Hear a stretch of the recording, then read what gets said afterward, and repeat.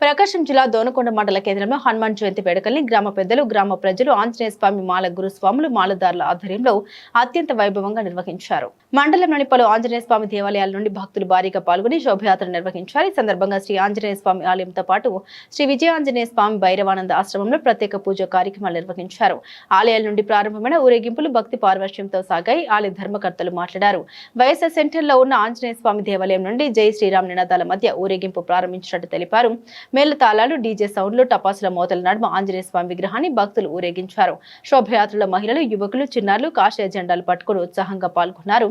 అనంతరం దోనకొండ అంబేద్కర్ సర్కిల్లోని శ్రీ మధ్విరాట్ వీరబ్రహ్మ గారి పోతులూరి మఠంలో వేంచేసుకున్న ఆంజనేయ స్వామి దేవాలయం మీదుగా పలు ఆలయాలకు శోభయాత్ర కొనసాగింది.